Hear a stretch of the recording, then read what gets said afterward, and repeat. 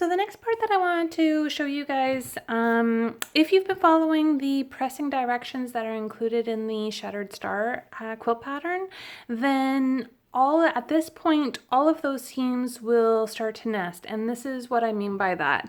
So once you place your the two halves of your block together, what I like to do is I start at the center. So you'll notice up until this point, I've seldom pinned.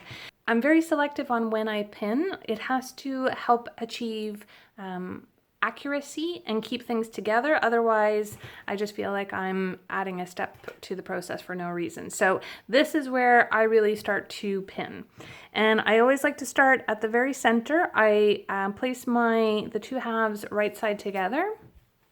So this is my block.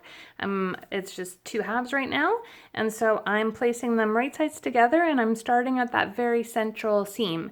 And so if you've pressed them correctly following the pattern, then you'll notice that each of them are going a different way. And so they should lock into one another. And what you want to do is I kind of smush them.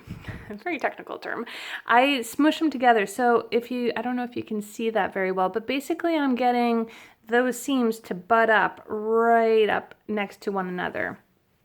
And what that means is that I'm gonna put a pin right in that, so I'm going right in that seam, going through both of them, and I kind of go in at a diagonal to lock them together. So that's what that kind of looks like. And then I just continue doing that, making sure that at each area that the seams are meeting, I'm nesting them together and making sure that they're nice and smushed, nice and smushed together so that they're right up next to one another. And then I pop my pin in there to secure it. Now again, I'm not pulling on anything, I'm not tugging on anything.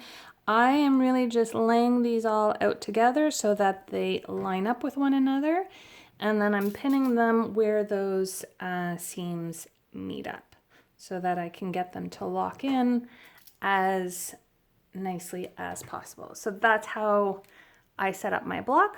Now I'm going to take it to the sewing machine, stitch her into place, and we'll go from there.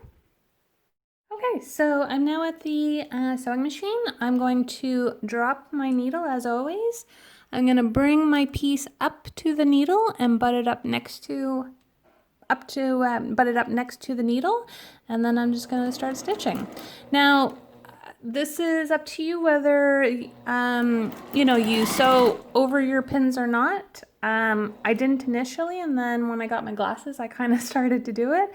It's not the best habit to get into, but I do feel like I sometimes get better accuracy. So I'll show you how I do that. So I stitch up to the pin, and then I slow down. So, don't go too rodeo, because you might go too fast and then hit the needle, and that's where you can break your sewing machine needle and the actual needle. I've done it. It's not fun. So what I'm trying to do here, though, is I like to come up to the pin and then slowly go over it. Once I've cleared it, I take the pin out, and then I keep going, and then I slow down as I'm coming up. Now you'll notice I also kind of press down on these seams just to make sure that they're as nice and flat and smushed together as possible, so that my point in that is to really try and get the seams that we've butted up next to one another, that we've nested. I want that nesting to stay as accurate as possible. So that's why I don't take my pin out right away. I stitch up to the pin very slowly, go over the pin very slowly, and then proceed. So here I'm coming up to another pin, I'm slowing down, I go over the pin, and then I can keep going. And so that's all there is to it. You can take out your pins as you go. It's up to you. There's no right or wrong here. It's just whatever feels right to you. So again, I'm kind of just smushing that down, going over, and we continue. And there you are. That's all there is to it. All right, let's take it to the iron.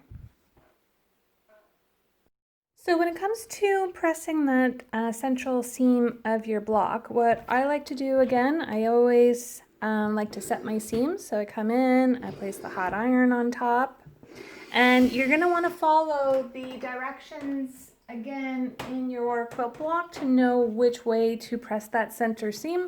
Again, this central seam will, if you press them according to the pattern, they'll nest according to the layout. So everything will continue to nest from here on out, and I find that that helps give me nice accurate points. So if you look here, you can see that my half square triangles have nested and lined up very nicely. You can also see my half square triangles down here. These are all nicely in. So all of that accuracy and time that we have spent pressing and cutting and trimming, this is all coming into play now. And all of that work has set you up for nice, sharp points. I hope that helps. If you have any questions, don't hesitate to leave them in the comment box down below or send me an email. You know where to find me.